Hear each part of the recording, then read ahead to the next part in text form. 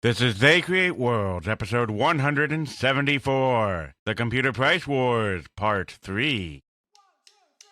If anybody wants to find me, I'll be in the last place you would look. In a place where people used to be, a land that's called reality. You'll find me there. Welcome to They Create Worlds. I'm Jeffrey, and I'm joined by my co-host, Alex. Hello. We're back to you once more after a brief hiatus, eating lunch, or dinner, or breakfast. Really depends on where you are. What about second breakfast? I like second breakfast. They never do understand second breakfast, do they? That and Thursdays, the two great mysteries. What about second breakfast on Thursday? That sounds frightening. But enough of our inane banter, because we are currently not just boring ourselves, but also boring a live audience. Because this is the last part of our three-part episode on the home computer price wars that is being filmed in front of a live studio audience, if Twitch constitutes a studio. One for the philosophers, I suppose. And an audience. We've got a few people. We've got a few diehards. Got some of our good friends of the show here. Ethan Johnson, friend of the show, of course. And Quarter Past, he of all things Canadian and FCC, which seems like a strange dichotomy because the FCC isn't even Canadian. I know we have a few other people as well hanging out in the chat. Either that or they've left it on while they've gone to drown their sorrows elsewhere. But we've got a few people still hanging in there, some true diehards. Appreciate seeing y'all. Glad you're here in order to lurk and enjoy the banter as you go. Why do those people just do weird facial expressions as they do odd accents and then talk about video game history? Wait, this is supposed to be about video game history? Yes. In our last episode, we saw the lines of war being drawn. We had the computers of the hobbyist moving forward into the land of consumer products. And then, through the grace of our Lord FCC, the prices were dropped. But then, people wanted to have more prices dropped. So, we had people drawing up great plans for computers. Texas Instruments, Commodore, some other guys. No one knows what's going to happen, except we all know that it's going to blow up and only the one true computer will reign. It's like Highlander. Something like that. Yes, we have now hopefully established very well what a home computer market is, what a home computer market looks like, and some of the players that are going to be involved in this home computer market. Now it's time to bring things to their inevitable conclusion.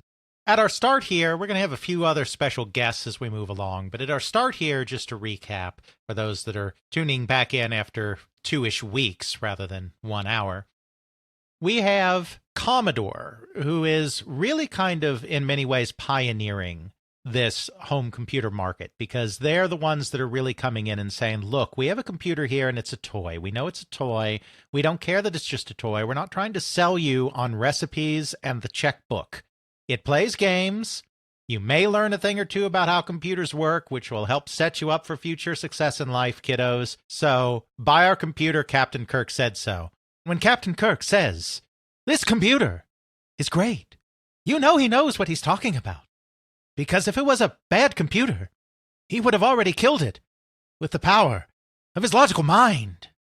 It's a terrible Shatner impression, I know. I was going for the cadence, not the way the voice actually works. But either way, that is Commodore. Then you have Texas Instruments, who has always fancied itself as a consumer computer company, but it hasn't really been a consumer computer company up to this point because they overshot the market, went 16-bit. Texas Instruments does what don't. I don't know. Commodore isn't. Texas Instruments is what Commodore isn't. I don't know. They went all the way to 16-bit, overshot the market, and so we're way overpriced. And now they're finally getting prices back under control and are offering something that is an alternative, a little more pricey, but only a little at this point, and much more powerful. Then you have Atari, which one could argue kind of kicked off the whole concept of a home computer to begin with the 400 and 800 computers back in 1979, but which has always just been kind of lackluster. They've had some problems figuring out their direction. They lost money their first 2 years in computers. They only sold about 35,000 in the first year, which was a half year. They kind of by the middle of 1982 got their numbers up to somewhere around 250, 300,000 overall. They have a separate computer division now. They've kind of started to realize that trying to equally balance games, productivity software, education wasn't working as a strategy. So they have leaned a little bit more into games. They have opened up the platform a little more, but they're still kind of lost in this weird limbo where they don't really know what they want their computer business to be about, and where they have intense infighting between their consumer electronics division, which is responsible for their successful video game business, and their home computer division, responsible for these 400 and 800 computers. And then kind of off in the corner, you have Tandy, which was one of the pioneers of the turnkey pre-assembled computer and has decided to wallow in the hobbyist market a little bit with the Tandy color computer, but their definition of success is just different from the others because they're really just feeding the beast that is the Radio Shack stores.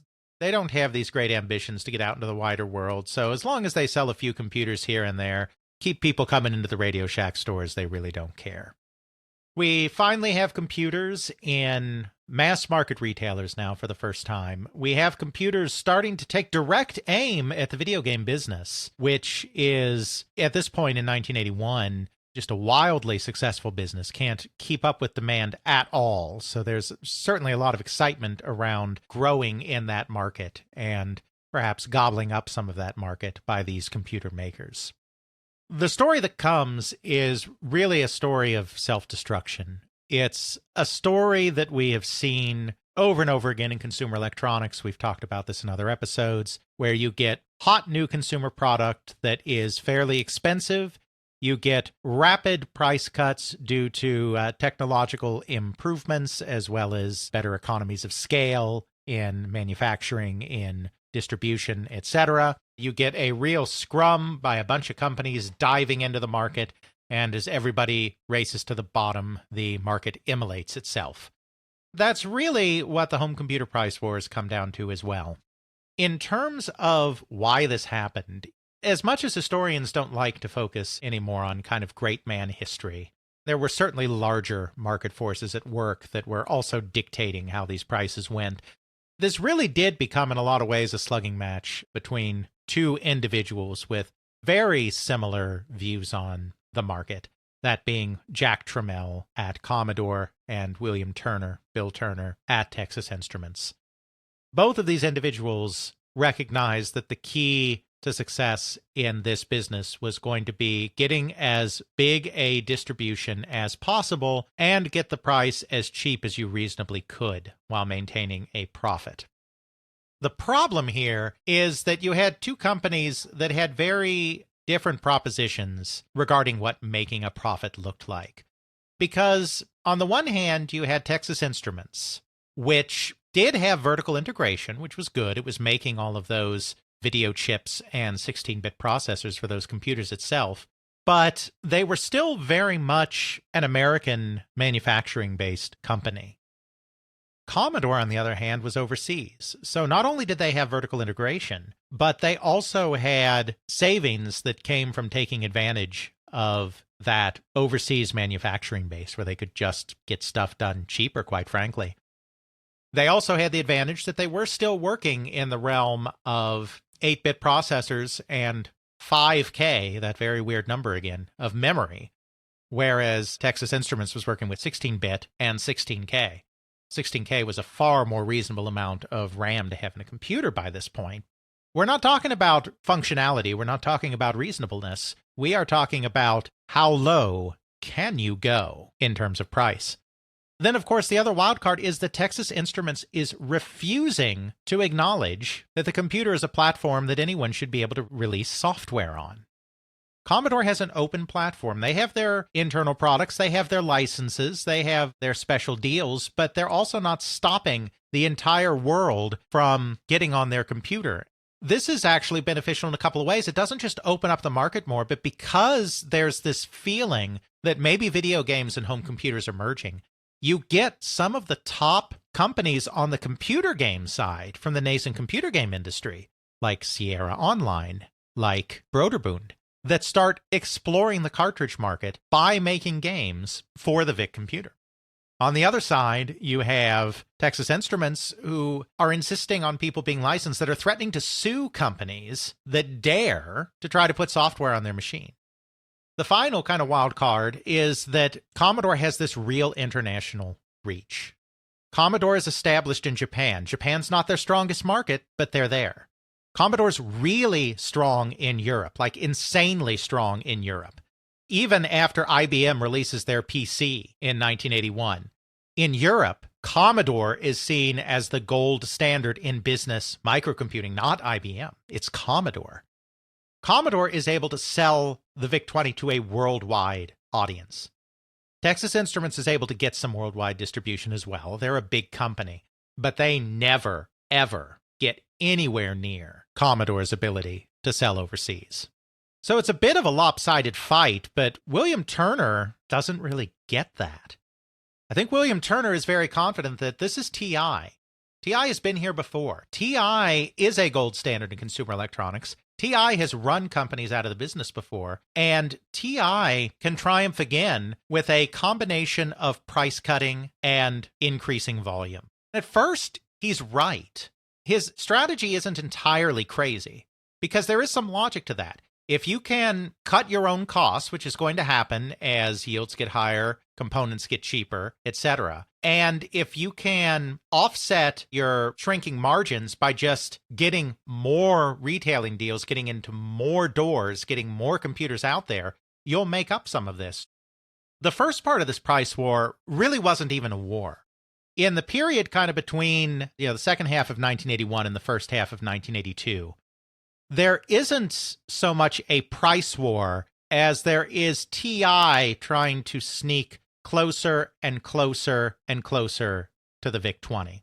Now, there's not a lot of pressure on Commodore to get prices down because they are already the big one. But they do inch their prices down a little bit in this period. And the main way they inch those prices down, quite frankly, is by moving into the mass market retailers. They are able to give Kmart and others like them a bulk discount on their wholesale purchases, which then allows Kmart and these other stores to offer at a cheaper price. The computer that is technically a $300 computer can be offered at $250, maybe even $200 in some cases by Kmart and other stores of that type. This is actually sowing the seeds of the downfall of Jack Tramiel in later years. It's not something we're going to focus on in this episode because it happens beyond the home computer price wars. But basically, Commodore began with the specialty computer stores because that was the market. They could get those orders right away. They could sell into those places. And they gave them the standard terms. Then they got into Kmart and they gave them better terms. Now, that happens sometimes in retail. Sometimes, as time goes along, either because of falling prices on your components or just being able to sell a larger volume through to bigger companies, you may end up in a situation where you're able to offer at a cheaper price to your current customers than you could to your customers 6 months ago. What you're supposed to do from an etiquette standpoint when that happens is give your existing distribution base, your existing retail base, a heads up and say, hey, we're moving into this new area. We're going to be cutting the price on the computer because we're giving these people a break. Just letting you know that you're really going to want to sell through your computers in the next couple of months here, because after that it's going down in price. And if you're really nice, you may even say, and we will offer you a partial rebate on computers, items, whatever, that you're not able to sell in that time period. That's not exactly how Jack Tramiel sees business. After all, he didn't want to do some R&D in order to see whether or not stuff would work. Jack Tramiel is always about getting what you can when you can and not worrying about anyone else. I don't want to armchair psychologize too much because that can get dangerous. But we do have to remember that Jack was a Holocaust survivor. What he had to go through in the Polish ghettos and the German concentration camps, I can't even begin to imagine. But I have to imagine that it does give you a certain outlook on what you have to do to survive. Jack was always very family first. Family in this case both meant his actual blood relatives, which were very important to him, but also those members of his organization that he trusted enough that he considered them part of the family. He was very much about looking out for his and his family's interests and making sure they got what they needed, and everyone else was an obstacle to negotiate. It's kind of understandable how you could develop that mentality when that had to be something that he had to do to survive in the camps and then survive as an immigrant to the United States, a young married immigrant who knew no English and was looking for a better life than was available to him in post-war Europe. It's understandable. We can understand why Jack might be the way he is. But understandable or not, the fact of the matter is he screwed over people all the time. He screwed over suppliers. He screwed over distributors. He screwed over retailers. He didn't believe in written contracts. He believed in handshake deals. Sometimes he honored those handshake deals, and sometimes he didn't. He probably didn't see them as not honoring the deal. It's probably more that he saw the deal as being the deal of the moment. And later on, because there were no terms, no set term to the deal, he could do a new deal. He would be altering the deal, and his only response to everyone else would be, "Pray, I do not alter it further." He screwed over his original distributors, his original retailers, the specialty stores. He did not give them a chance to clear out their inventory at the higher price. He did not offer a rebate on stock that they had already been given. He hung them out to dry. He gave them inventory that they could not sell unless they cut the price to match the mass market retailers. But as soon as they cut the price, they were no longer making a profit, so they were selling the computers at a loss. That was a bit skeevy, but on the whole, the price of the VIC-20 was pretty steady in this period. Yeah, it kind of drifted down from $300 to $250, and some places may have even been selling it for $200. After all, manufacturers' suggested retail price and what stores are actually selling for are often going to be very different, because it's all dependent on what terms the individual stores can get and what their margins look like. They were pretty much just cruising along. Meanwhile, it was Texas Instruments that, over the course of about that year period, were starting to slowly sneak down in price. $550 to $450. That sounds good. $450 to $375. $375 to $300. That's good, I think. Over the course of that first year, they are slowly dipping down in price, but they're not losing money doing it. Because at this point, William Turner is being very savvy. What he's doing is he is increasing the retailer base to offset the dwindling margins. He's able to close larger and larger deals with larger and larger retailers, therefore make up the margins that he's losing through this process. The first kind of year of this war is fairly stable. 1981, the home computer market is still not too much of a thing. Nobody really sells very many. Estimates vary wildly as to how much of this or that, what the install base looked like, but we're only talking about a few 100,000 units. We're not talking about a big market. However, as 1982 rolls around, people are starting to take much more notice of these cheap computers. The advertising is working. The idea that maybe this is a more noble purchase than a video game is starting to draw attention. The prices are good, which is drawing attention. More software's coming out, which is drawing attention. And a whole new kind of front in this burgeoning war is beginning to open as another claimant enters the market. We may recall that Jack Tramiel was inspired to do a lower-cost computer, what ultimately became the VIC-20, after he came to Britain and saw that ZX80. Sinclair's been doing a good job selling computers in the United Kingdom, and their partner in this venture is the Timex Corporation, which most people think about as being a timepiece company, a watch company, but they're also actually a very, very big manufacturing operation. They have a big factory in Dundee, Scotland. I'm sure they have others as well. Sinclair closed a deal with Timex to be the manufacturer of his computers. So they were providing all of that stock. The ZX80 and the ZX81 were actually available in very limited quantities in the United States. They were made available via mail order. There wasn't really an established retail presence.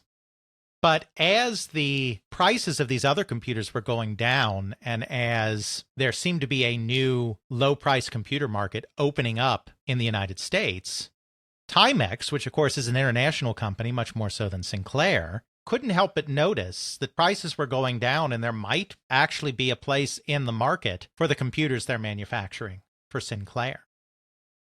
So they make a deal with Sinclair to take a modified version of the ZX81, which obviously was made to work with NTSC, the broadcast standard in the United States, but was also changed in a few other ways, most notably by having double the RAM, all the way from 1K of memory to, wait for it, 2K of memory. And release that computer in the United States as the Timex Sinclair 1000, or the TS 1000, as it was sometimes called. This was a whole new breaking of the price barrier, because they were going to make this computer available for $99.95, the first under $100 home computer. Obviously, this cannot do much. I mean, it's not that much cheaper than the VIC, and it does a whole lot less. They positioned it as a computer trainer. This was very similar to what companies like Magnavox in the video game industry were doing in 1978 when they thought the home computer was going to arrive at that time. It's like, look, here's something really cheap, something everyone can afford, and this can help your child really learn how computers work and what they are. That was basically the pitch. It was released in July of 1982, and it was living in its own separate space. Like, even apart from, we now had kind of four categories. You had the trainer computer, where Timex was living all by itself. Then you had the home computers, and then you had the so-called personal computers that were more in the 1,000 to 3,000 range, like your forthcoming IBM PC and your Apple II and all of that stuff. And then you had, even more expensive systems above that. Now things are getting interesting. I don't think either Texas Instruments or Commodore really saw Timex as much of a threat. But nonetheless, things are moving in a little more. Meanwhile, Atari has not been idle. They can't help but notice that this new market is taking shape, and so they take some steps to continue to be a part of it as well. At the beginning of 1982, in January, they cut the price of both of their computers, the 400 and the 800. They had cut the price of the 400 once before, the year before, from about $630 to about $500. They had not cut the 800 at that time. Now they're cutting both of them. The 400 is going to start retailing for $399. And the 800 for $899. So their top end is not quite in home computer space anymore, but they're trying to close the gap a little bit because they're in a kind of weird position where they're not quite a home computer, but they're not quite a personal computer. I mean, the 800 would be considered that, but the technology's a little long in the tooth at some point. That creates kind of a problem as well. Status quo is kind of maintained at that point until August of 1982, when William Turner receives a promotion to the president of TI Consumer Products. Up to that point, there had kind of been a balance between William Turner, who was marketing this thing, and Bynum, who was the engineer and who kind of brought the engineer's perspective to this whole thing.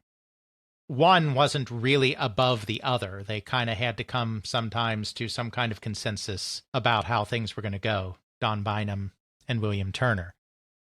Now Turner's in charge of the whole thing. He has carte blanche to implement all of his marketing strategies without having to pay attention to anyone else except the people at headquarters, like J. Fred Busey, who's in charge of the whole thing. At this point, he makes the fateful decision that he needs to crush Commodore right out of the market. So on September 1st, 1982, big day, Texas Instruments announces that their $300 TI-99 4A computer will now include a $100 rebate, which, as long as you fill out all the forms and do it right and turn in the rebate, brings the TI-99 4A to $200. $50 below the official list price of the VIC-20. This was truly the first shot of the war, and it really was a shot across the bow. There was no point, really, in TI doing that, except for thumbing their nose at Commodore and bringing the price down below them. At $300, that computer was already a decent enough value. At this point, they are coming for Commodore hot and fast. Commodore responds almost immediately. They cut the price of the VIC-20 by $40, bring it down to around $210. And that's kind of where things stand for the rest of the year.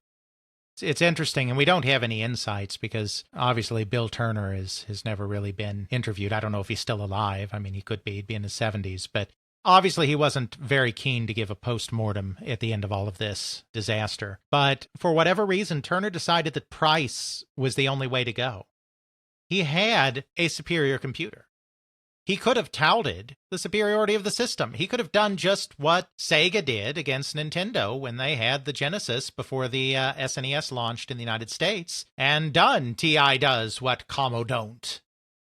Touted the 16-bit processor, touted the increased memory, touted the better graphics, touted everything. It was a superior computer, and it wasn't that much more expensive.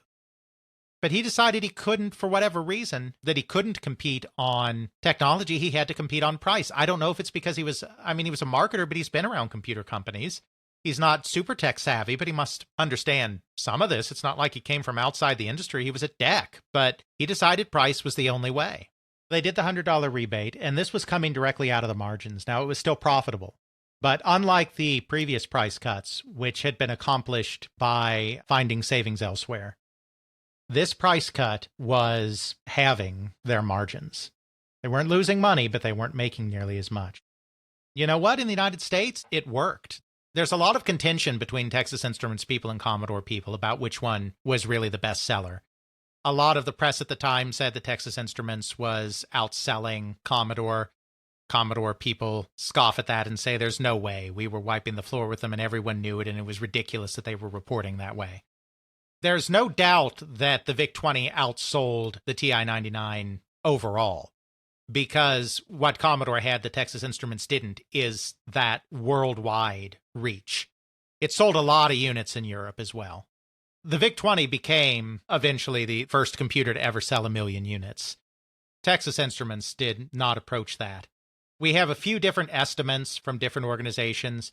Future Computing thinks that they were both neck and neck at roughly 500,000 each in 1982 domestically. Though, again, they give the edge to Commodore on the whole because Commodore had much more in worldwide sales. They put Commodore's total install base for the year at north of 700,000, of which about 600-ish thousand of those were sold in 1982. They put Texas Instruments' share at a little over 500,000, including the worldwide sales, and a little under 500,000 in the United States alone.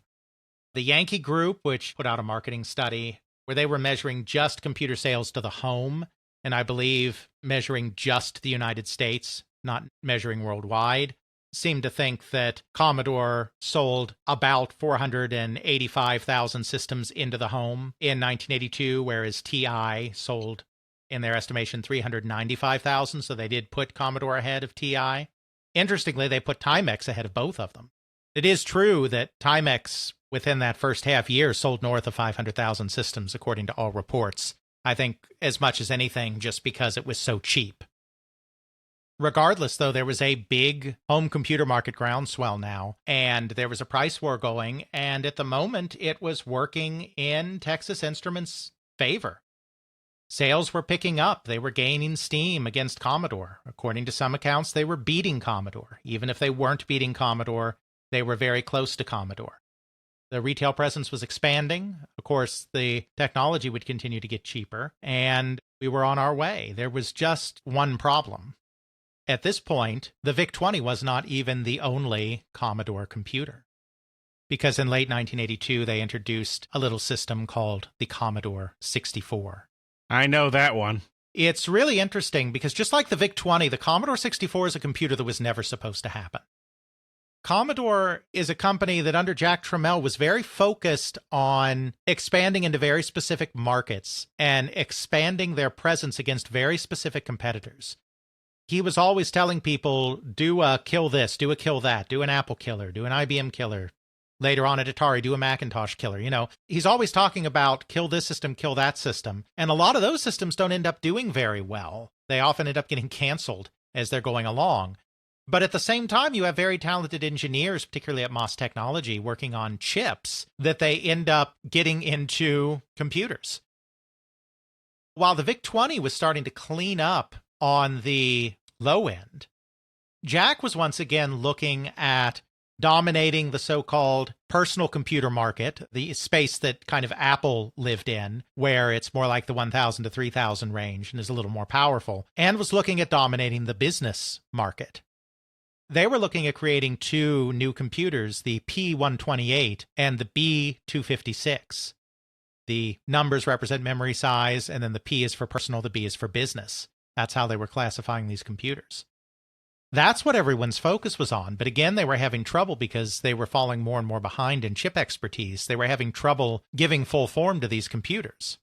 Meanwhile, you had a couple of other guys that were just messing around with other stuff in the background. There was a growing sense in the engineering group that they really should do some kind of follow-up to the VIC-20.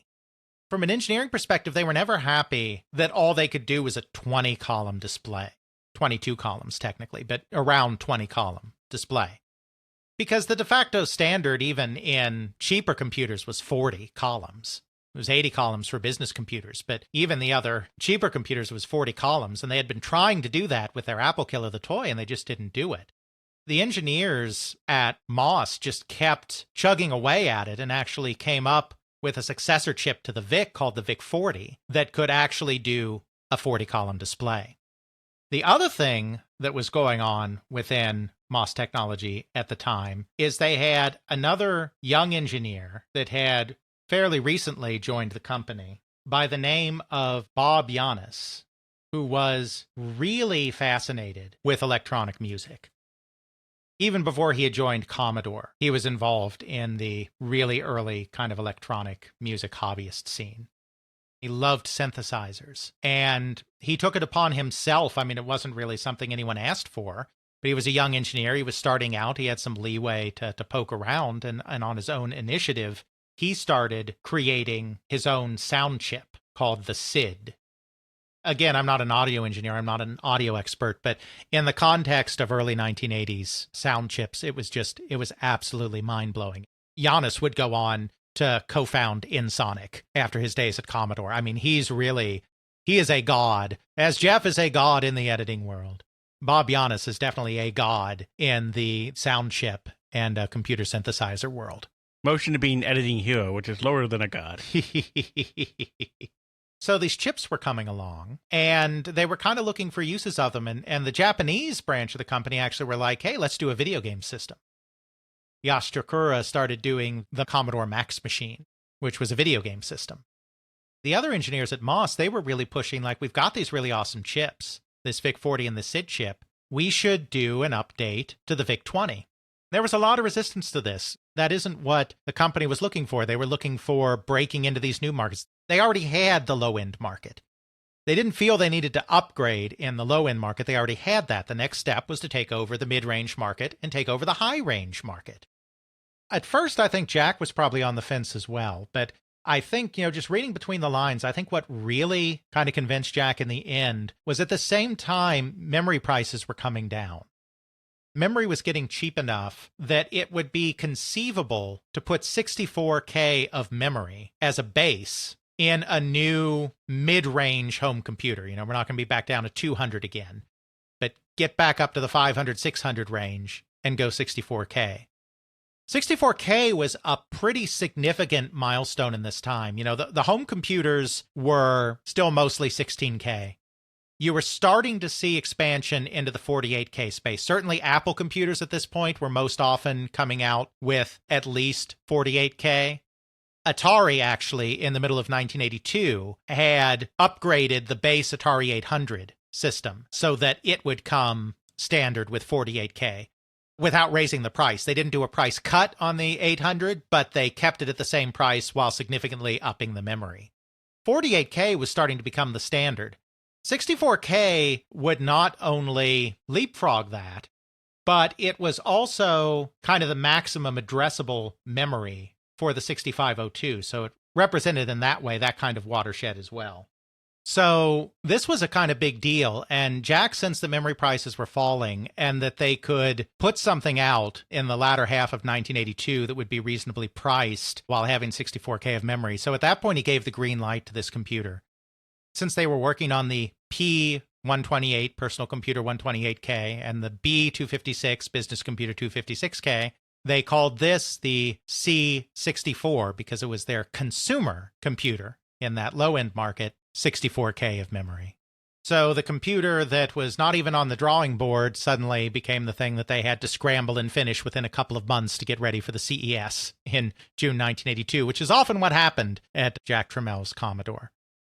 So now Commodore's coming in hot and fast. Still an 8-bit processor. It's the 6510, which is a 6502 variant. But now it's coming in with 64K of memory. The VIC-2 chip is capable of double the resolution. We're up to 320 by 200, which was a very good standard resolution at that time. 16 colors instead of 8 colors. Great sprite machine. Everybody's kind of realizing the importance of sprites to games, and all of these computers are very much meant to be game machines. If there's one fault to this poor computer, it's that there's a little mistake in the process of creating, because you see, they decided as a way of getting the computer ready for CES fast and as a way of keeping costs down, they decided that they would use the same case as the VIC-20. This was a big problem because the motherboard to contain all of these enhancements was a bigger motherboard. They had real problems trying to stuff that thing into the case. I mean, they were doing lots of things to rejigger the way it fit together. But at one point, some genius basically cut off one edge of the board, just a little bit from one edge of the board, in order to get that little extra space that they needed. There was just one problem. That little smidge of board that they decided to cut off there was where they were running the new high-speed disk drive lines. Oops. I kind of need that for, loading the game, so I'm not, I wish to play my Commodore 64 game. This wonderful little disk, put it into the disk drive, type load, 8, star, enter. I'm going to go get dinner and hope this is done before bedtime. Yeah, it wasn't, as some people speculate, Jack being cheap. It wasn't that the engineers were dumb and didn't think they should have a faster disk drive. It was that in the rushed process to get this thing to fit in a VIC-20 case and have it ready in time for CES, somebody chopped off those lines, and nobody who had knowledge that this had happened really realized what a big deal that was, and the people that knew that it was a big deal didn't realize it had happened until it was too late. So that's why we were left with that abominably slow drive. I will also interject here at this point, because we are paying attention to chat since this is a live episode, and Quarter Past Dale is correctly pointing out that while this was a 64K machine and they could advertise that legitimately, a lot of that was reserved to the machine. About 38K of it was reserved for BASIC. So the end user didn't get to use all of it. But it was still a jump above certainly the VIC-20, but also the TI-99 4A as well. Now we have, as we get to the latter half of 1982, we have two new combatants entering the field.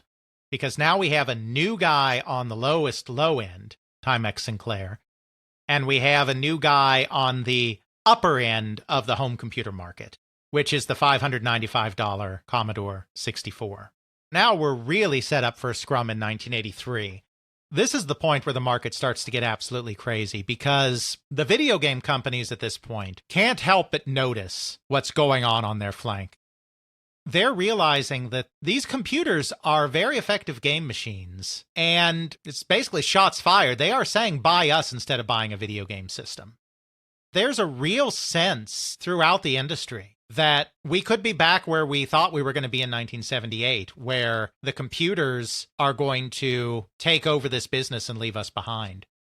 Mattel, we're not going to cover this in depth, but Mattel throughout this entire time has desperately been trying to get its keyboard enhancement going because they did initially position themselves as something you could upgrade to a computer, and they still wanted to accomplish that, especially after all of their advertising shenanigans where they were advertising this keyboard component brought them to the attention of the federal government, who was ready to go after them for false advertising and start fining them if they didn't bring out this product that they had promised.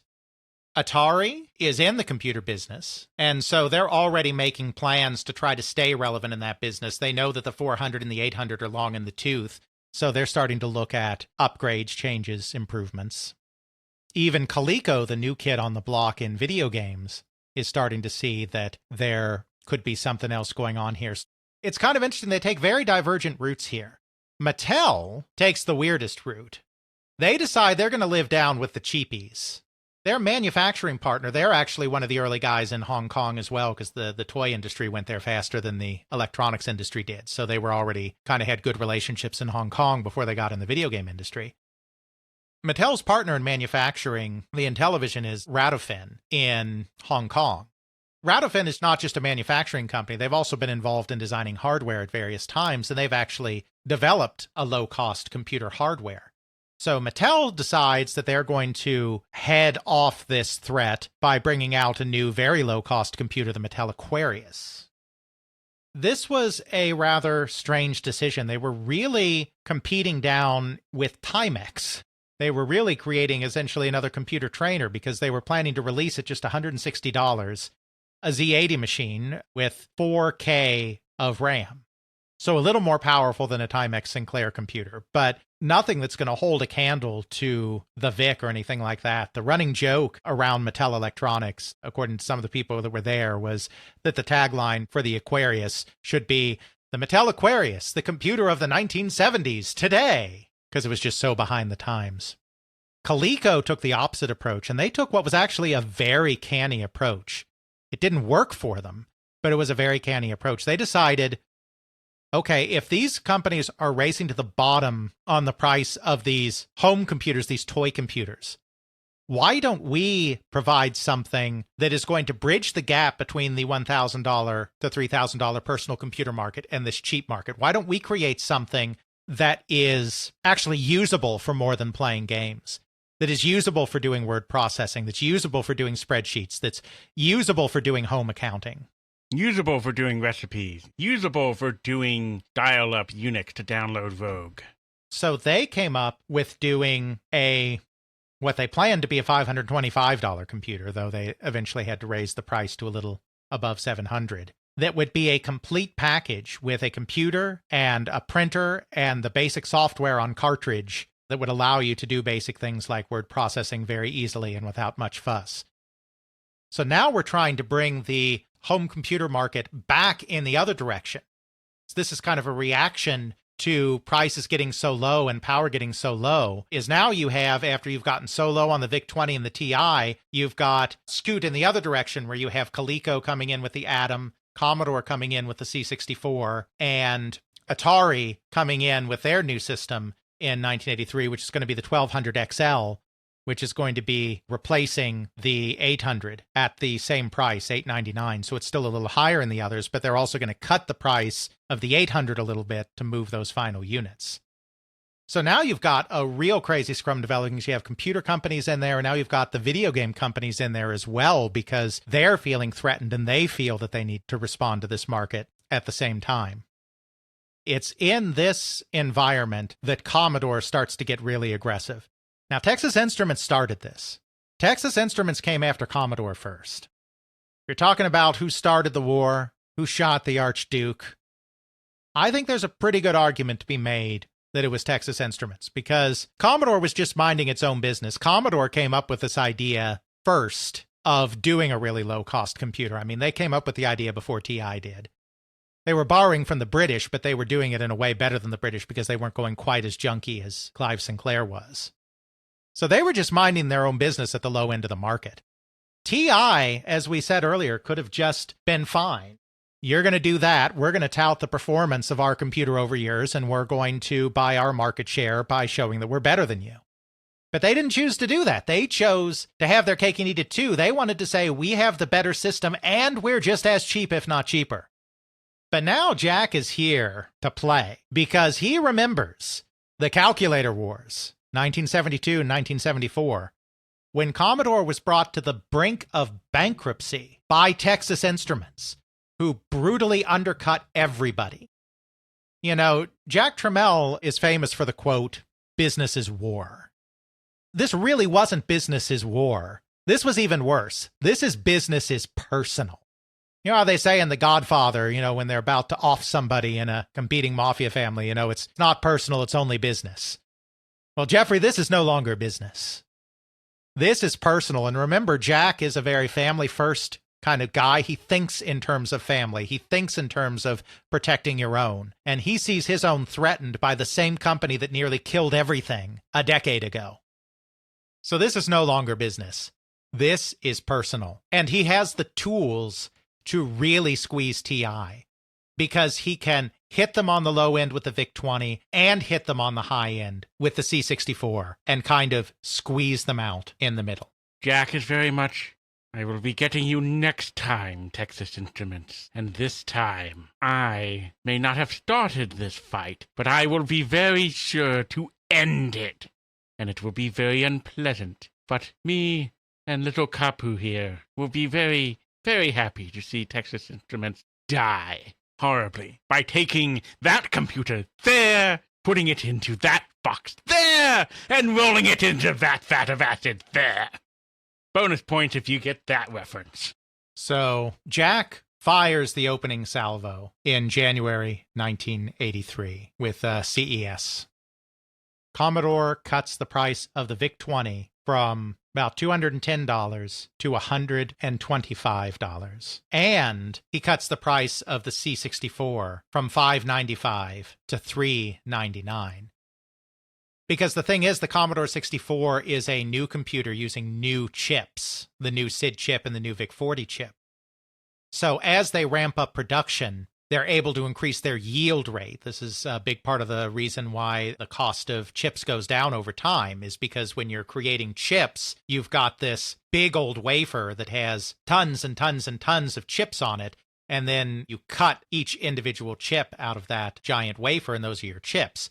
Because this is a very finicky process, and because you're talking about doing things on a micron level, I mean a very small level, not every one of those chips on your wafer actually works. This is especially true in the beginning when you're still working on your tooling, you're still working on your processes, and it's very finicky. When you refer to the yield rate, we've said this before on the show, when you're referring to the yield rate on semiconductors, you're talking about how many chips cut out of that individual giant wafer are actually good chips. Well, now that they've been doing this for a while, the yield rate is going up on these chips, which means that the cost per chip is going down because you're getting more bang for your buck. They're able to organically, in the case of the C64, actually cut the price rather rapidly because their yield rates on those chips go up rather rapidly. Now they're at $125 for the VIC-20 and $399 for the Commodore 64. At this point, Texas Instruments is trapped because they've decided, for whatever reason, to stake their entire reputation on price. So they have to follow. They wouldn't have had to follow if they had taken a different marketing path, but at this point, they have to follow.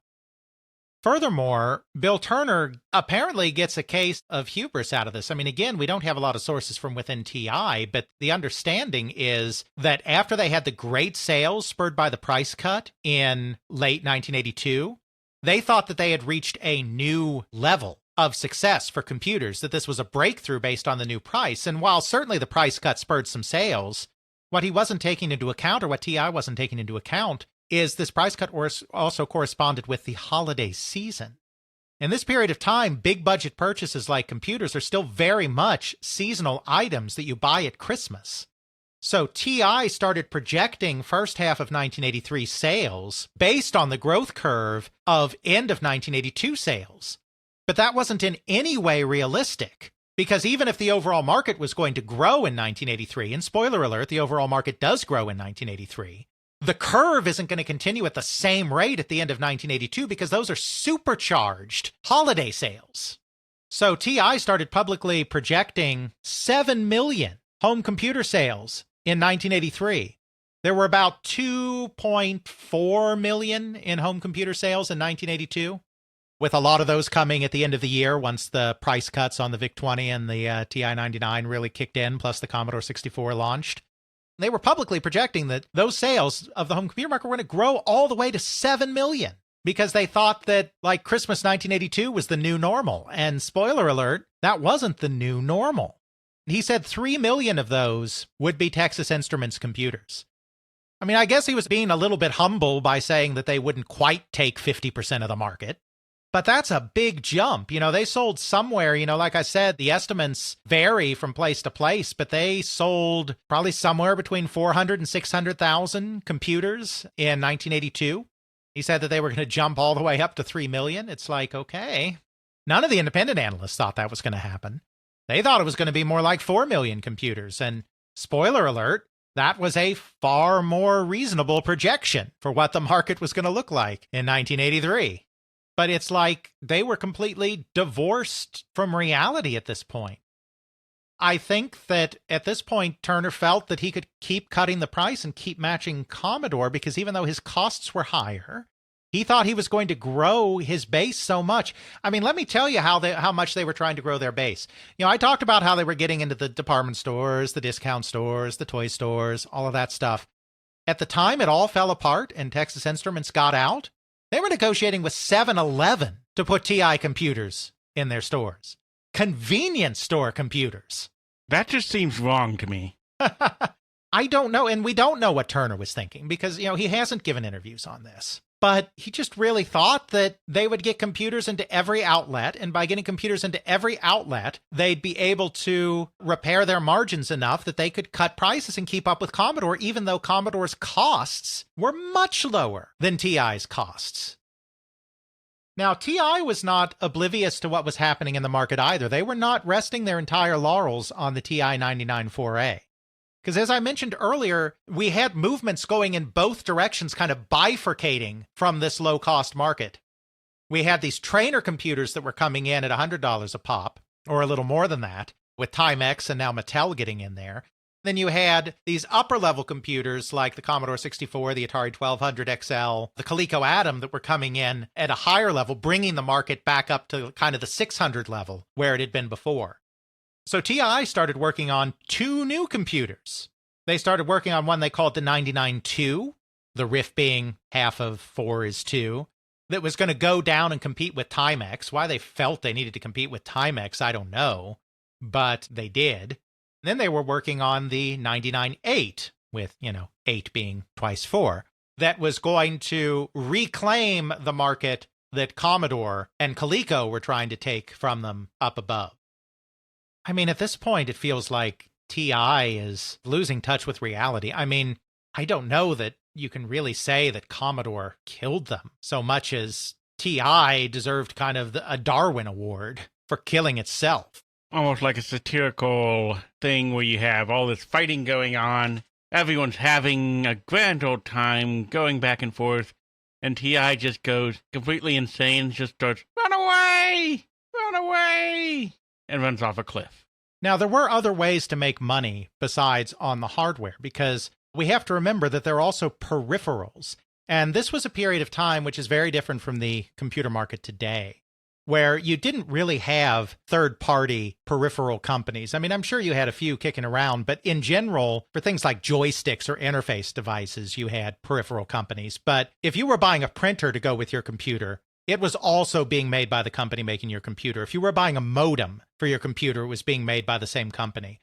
You didn't have to buy a monitor from the same company. I mean, many of these computers were made to run on your television set because they really were trying to make them cost-friendly and user-friendly. But you could also buy monitors, and there were various other expansion items. So TI was also hoping that they could make back some of what they were losing in peripherals as well. They were not out of the fight, but they were starting to struggle mightily, especially since a lot of the profits they did make were squandered by doing a recall for some faulty product at the same time that all of this is going on. So then on April 4th, 1983, really sensing the blood in the water at this point, Jack Tramiel cuts the price of the VIC-20 to $99. This is just an utter disaster. And it's not just a disaster for Texas Instruments, it's also a disaster for Timex. Remember the little engine that was chugging along with a sub-$100 computer that could do not much of anything at all? Well, now the VIC-20 that can do a lot more is the same price. Well, that certainly lead to the death knell for them. Yeah, Timex basically has to cut the price to $50 and start the process of just completely bailing out of the market. At this point, things are spiraling out of control, and Bill Turner is finally let go and is replaced by a company man, Jerry Junkins, which seems like an ill-fated name to bring this to a conclusion. Because everything's junk? Mm-hmm. He's brought in to manage consumer electronics, while Mr. J. Fred Busey himself, the number 2 man at the company, the COO and president, directly took over the home computer debacle. A real sign that the end was coming. Bill Cosby went away. They stopped trying to tout it as a toy computer or a personal computer or a home computer. They started trying to tout it as an educational computer, trying to counter some of what Commodore was doing in their own marketing. At CES, they were forced to lower the price to $99 because orders had just stopped. Jack Tramiel responded by doing 2 things. First of all, he cut the price of most of Commodore's peripherals by half. The peripheral market was about the last hope, and it wasn't a very strong hope, but it was about the last hope that TI had to recoup the losses they were getting on the core systems. And now Commodore was super undercutting them there as well. The other thing that Jack did at CES is he cut the price of the C64 again to $200. So now, if you just want a little toy game computer in the home, you can buy a VIC-20 for the same price as a TI-99. If you want something that's a little more capable, you can buy a C64 for just $100 more than a TI-99. At this point, in a lot of ways, it's a more powerful computer. Not in every way, but in a lot of ways. The vice has now squeezed shut around Texas Instruments. There is no saving this. So on October 28th, 1983, Texas Instruments officially departs the computer business. They had long since canceled the 99-2. As soon as the VIC-20 got down to 99, they knew that was no good. They kept trying to cling on for a while, waiting for the 99-8 to come together. But it was an absolute disaster of a project. They were supposed to unveil it at the June CES. It's codenamed Armadillo. And they couldn't. It was such a disaster. It was in such a state of unreadiness that they kept it behind locked doors and showed it to almost nobody.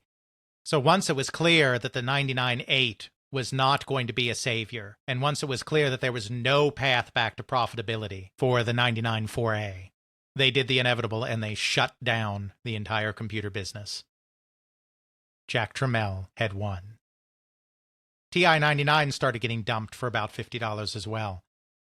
And then Jack Tramiel did a real coup de grace to spur further sales of the C64.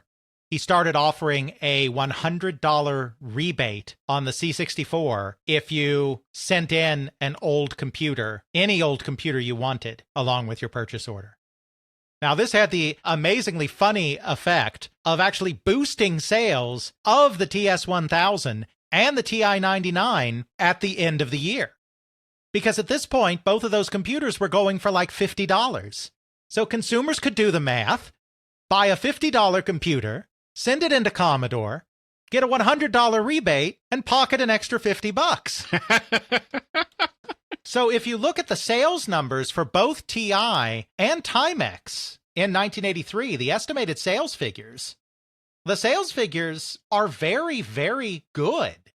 The Yankee Group estimates that TI sold 1.4 million computers in 1983, which ain't the 3 million that Turner was promising, but still ain't terrible. I think their numbers are a little inflated because their total numbers come in at 5 million, which I think is a little high. Well, but the 5 million's also counting higher end computers because it's not just the low end. So I don't know. It depends on how you slice the home computer market. It has Timex selling another 500,000 computers, 545,000.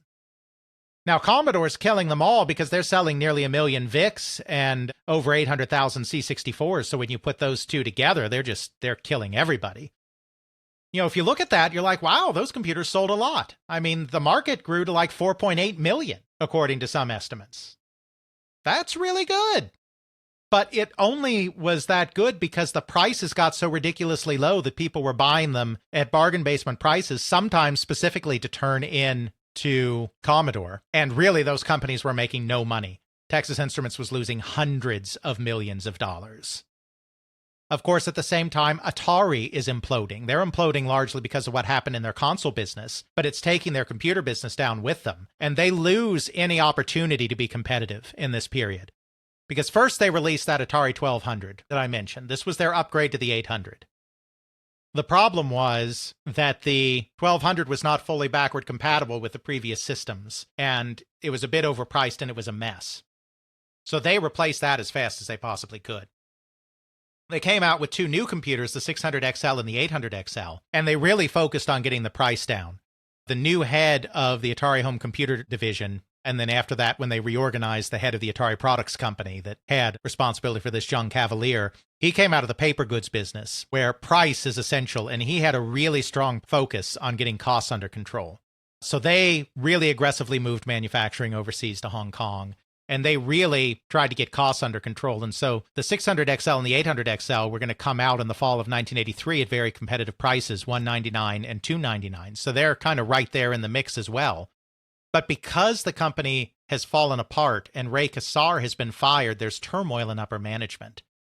Kassar's replacement, James Morgan, doesn't join the company until September. They had no real succession plan in place. And he immediately put everything on hold while he spent about a month wrapping his head around the business. There were crucial decisions that needed to be made in that period of time about the 600XL and the 800XL related to their manufacturing that got pushed off because of this decision by Morgan.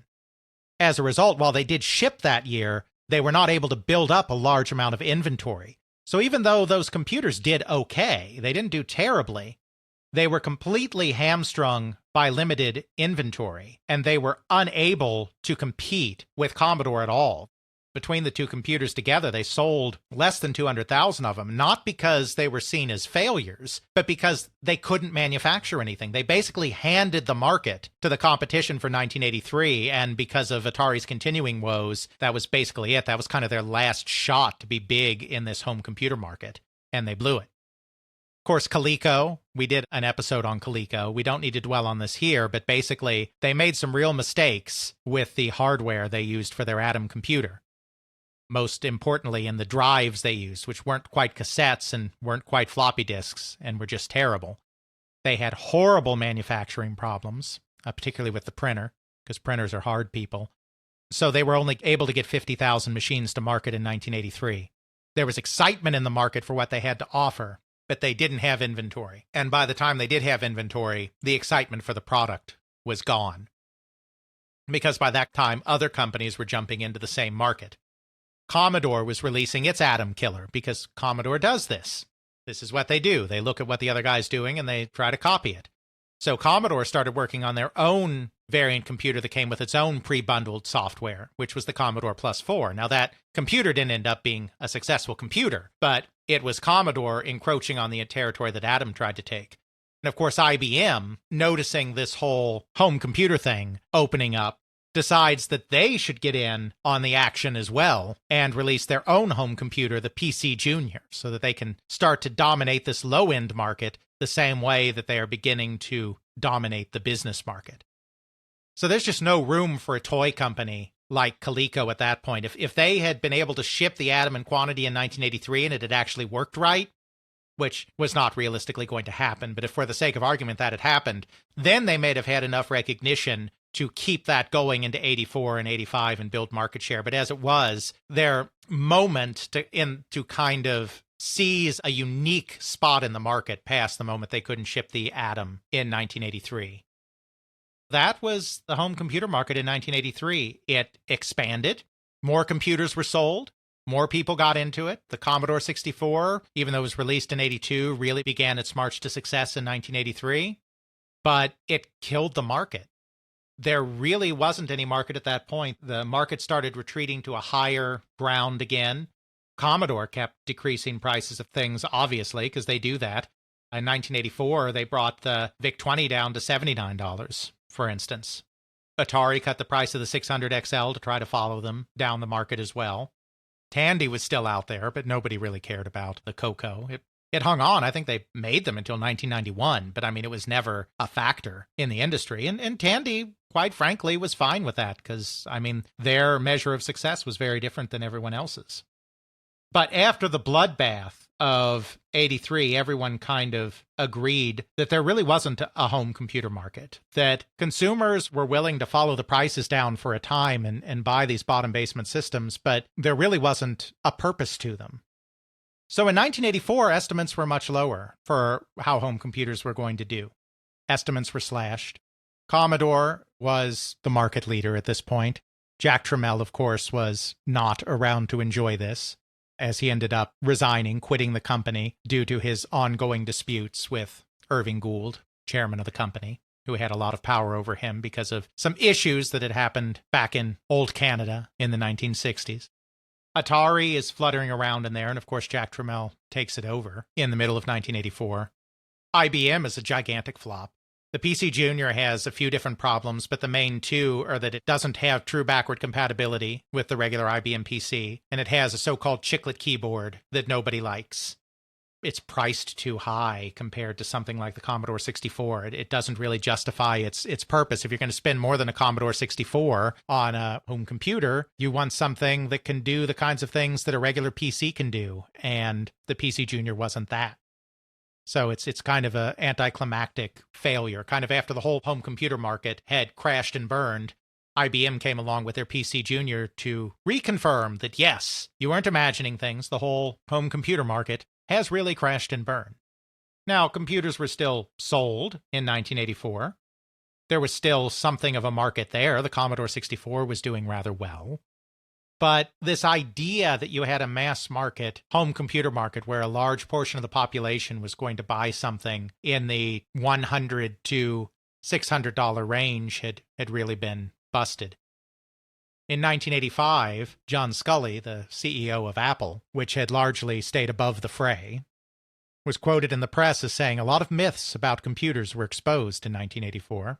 One of them is that there is such a thing as the home computer market. It doesn't exist. People use computers in the home, of course, but for education and running a small business. There are not uses in the home itself. Now, Sculley's not impartial. Apple did not get involved, as we said. Apple doesn't want there to be a home computer market. They want there to be a market for their new Macintosh computer. They're trying to sell the computer into the home as something that is more expensive and for professional use. So we can't say that he's completely impartial here or that he doesn't have an agenda, but that's as good a eulogy for the home computer as we can deliver. I mean, that's as good a quote to end it on as anything. Because even though computers continue to be used in the home, and even though computers continue to be used for games, even though the Commodore 64 had several more good years before the revived console market and the Nintendo Entertainment System killed it, even though Tandy essentially brought back the PC Junior in a way by taking some of the advanced multimedia features that were present on the PC Junior and putting those into a regular low-cost PC that had full compatibility. Even though people really were still playing games in the home on computers, and the idea of games on computers was something that continued to flourish in this period, none of that was really considered a home computer market anymore. It was computers in the home, but it wasn't anymore trying to sell the idea of the computer as a toy or the computer as a training device. The public never embraced computers in the same way again in the United States. The next wave of computers that you might consider home computers, like the Atari ST or the Commodore Amiga or the Tandy 1000. They weren't billed as toys. The Atari ST had the MIDI port and had all of the audio stuff for audio files. The Amiga was seen as a computer for multimedia applications and desktop publishing or word processing or all of these things as much as for games. Of course, the Macintosh was very much marketed as kind of a small business, high-end home productivity computer. Desktop publishing was an incredibly huge part of what that was. Eventually, of course, the PC compatibles took over everything, but it was a combination of, sure, we can play some games on this, but we can also do word processing. We can also do desktop publishing. We can also finally actually do the budget on these machines. We have reasonable home accounting software. It was no longer the home computers it was thought of in the early 1980s.